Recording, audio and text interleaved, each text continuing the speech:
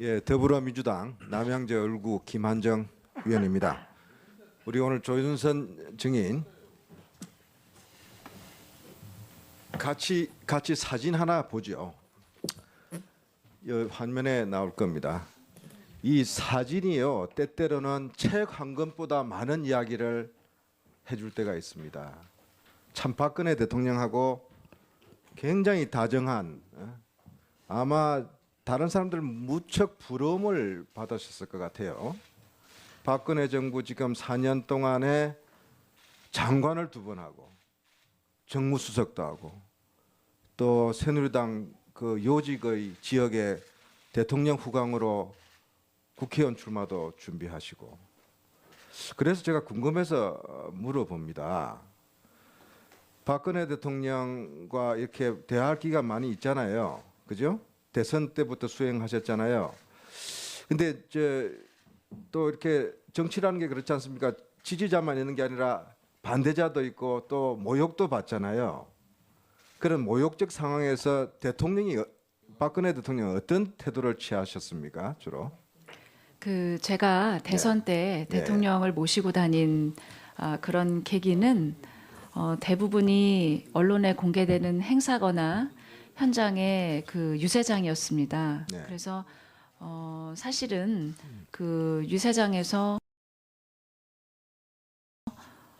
는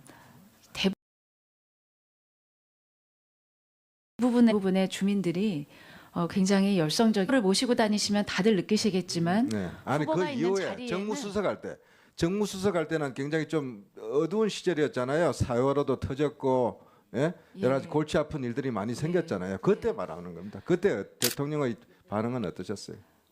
그 예전과 다르지 않으셨습니다.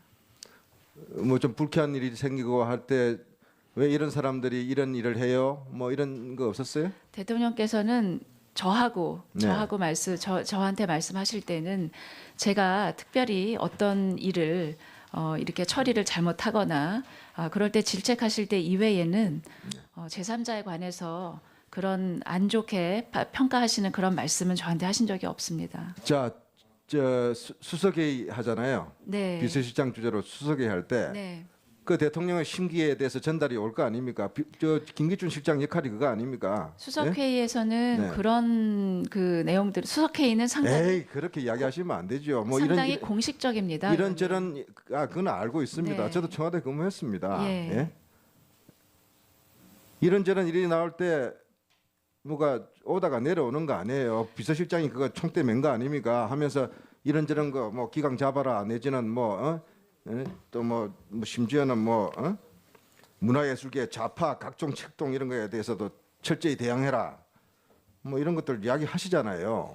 기억 하나도 안 나세요 지금? 그 실장님께서는 아마 그 소관 그 수석실이나 이 소관 업무를 하는 사람한테 개별적으로 이렇게 지시를 하시는 경우는 많이 있었던 것 같습니다. 대통령의 심기에 관해서 우리 이렇게 회의석상에서 말씀하신 적은 조수석한테는 그런 없습니다. 이야기도 없고, 또 조수석과 정무수석 시절 증인과 대통령과의 관계에서도 그런 대화가 전혀 오간 적이 없다. 대통령께서는 그렇게 뭐 남의 험담을 하거나 그런 말씀은 저한테는 예를 들면 뭐 정무수석으로서 당과 국회의 지시사항에 대해서 노태강 체육국장 아시죠? 저는 스토리를 아시죠? 예, 스토리를 알고 있습니다. 나쁜 사람들 왜 아직도 그 자리에 있어요? 그 결과를 아시죠? 지금, 노태강 국장에 대해서 이 양반이 그래가지고 한마디로 대통령이 나쁜 사람으로 찍어가지고 자리 쫓겨난 분 아닙니까? 그 지금 장관 되고 난 뒤에 우리 노태강 국장 어떻게 좀 해보려고 했죠? 좀 그래도 명예 회복할 수 있는 해보려고. 방법을 지금 찾고 있습니다. 그 대통령이 그런 분 아닙니까? 한번 찍히면은 잘라내는 거 아닙니까? 예? 그러니까 공직자들이 지금 대통령 모욕하고 대통령 이렇게 비판적인 활동을 하는 문화예술계 왜 가만둬요? 하면은 움직이는 거 아닙니까? 그게 문화부 직원들 지금 아까 그 장관으로서 기관장으로서 뭐 고충을 이야기하는데 저는 그 부분에 대해서 일정 부분은 이해는 해요. 예? 그분들이 뭐가 죄가 있습니까, 사실? 청와대에서 오다 내려와가지고 이런 놈들 한 푼도 주지 마. 이런 놈들 혼내주 뭐 하여튼 안갚음 하는 그런 분위기가 전달되어 오는 거 아닙니까? 공직자들이 바보입니까? 수십 년 동안 그래도 그렇게 관료사에서 활동을 하고 해왔던 분들인데 장관도 그런 부분에서 그때는 이게 별거 아닌 줄 알았더니 이런 엄청난 사태가 왔구나 하는 걸 지금 듣고 계시는 거 아니에요? 예? 문화부 공직자들에 대한 나름대로 미안함과 좀 그런 게 있죠, 지금. 저는 현장에서 있습니까, 없습니까? 그것부터 이야기 좀 해보세요. 현장에서 이런 그 일을 하게 된 직원들이 참 그동안에 겪었었을 이 제가 지금 마음의 시간이 부담과 굉장히 없습니다. 상처가 그런 걸 건 지금 느끼고 충분히 이해를 합니다. 있죠. 그게 아까 그 사과문에도 일부 저는 드러났다고 보는데. 예, 그래서 저는요 조윤선 장관이 리스트를 봤다 안 봤다, 내가 주도했다 안 주도했다, 저 그거는 관심 없어요. 이 정부가 갖고 있던 기본적인 태도에서 이야기하는 거예요. 그 태도의 정점에 대통령이 있었어요. 대통령이 자신의 반대자, 그다음에 불편한 사항에 대해서 보복 안갚음으로 결과적으로 이렇게 나타난 이 원인이 뭐냐는 겁니다. 그리고 왜 대통령 주변의 참모들은 이거는 이렇게 하면 안 됩니다, 왜 제재하지 않았을까? 저는 제가 맡은 분야, 특히 당과 국회 분야에 있어서 다시 한번 보십시오. 대통령께서 그렇게 조윤선 장관 저는 청해를 누리고 그렇게 좋은 공직을 오랫동안 있었으면 책임감을 느껴야 될 거 아닙니까? 대통령하고도 가까운 사이면 다른 사람이 못하는 이야기를 나라도 했었어야 된다는 그런 후회 못해요? 한 번도 안 해봤습니까? 저는 그렇게 말씀드리려고 노력을 많이 했습니다. 그런데 잘 안 됐다. 그런데 이 부분에 대해서는 제가 전혀 알지 못하는 상황이었었기 때문에 말씀을 드릴 수 있는 계제도 아니었었고. 자, 지금 거듭 이런 상황에 알았다라면 어떻게 조장관 했을 것 같습니까? 대통령 이건 대통령께서 한 번도 이런 문제에 대해서 말씀하신 거는 저는 들어본 적이 없습니다.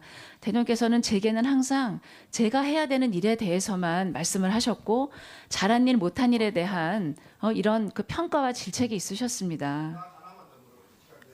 유진영 장관 잘 아시죠? 예, 그 내각에서도 같이 일했습니다. 블랙리스트 배우는 비서실장하고 조윤선 정무수석이었다.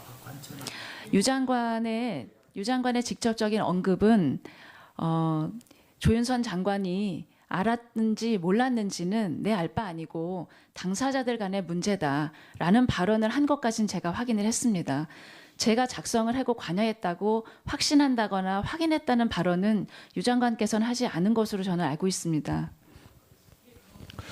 예, 김한중 의원님 수고했습니다. 신문을 잠깐 중단하고 잠시 안건 처리를 하고자 합니다. 장재원 의원님이 요청한 그것이 알고 싶다의 청와대 노트 관련 이 박근찬 경찰청 경비국장은 오늘 행안위에 이렇게 소환 상임위에 출석을 했었습니다. 본 위원장이 오전에 상당히 이분은 최순실 국정농단의 실체적 진실에 접근할 수 있는 그런 부분에 대해서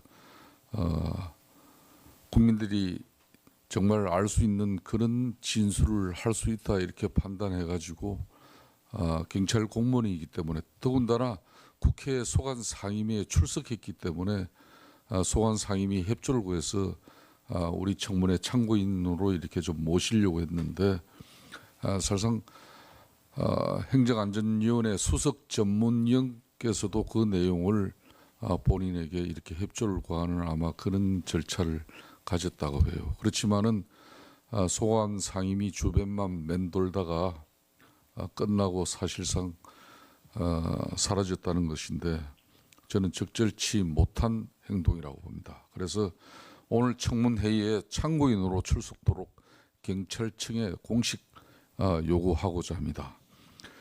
참고인 출석 요구의 건을 상정합니다. 박근찬 국장을 국정조사 특위 청문회장 참고인으로 채택하고 경찰청에 참석 요청하고자 하는데 이의 없으십니까? 다시 한번 묻겠습니다. 이의 없습니까? 가결되었음을 선포합니다. 경찰청장께서는 우리 특위 수석 전문위원으로부터 연락이 취해지는 즉시 경찰청 경비국장을 본 특위 청문회장으로 참고인으로 보내주시기를 정식적으로 공식적으로 요청합니다. 계속해서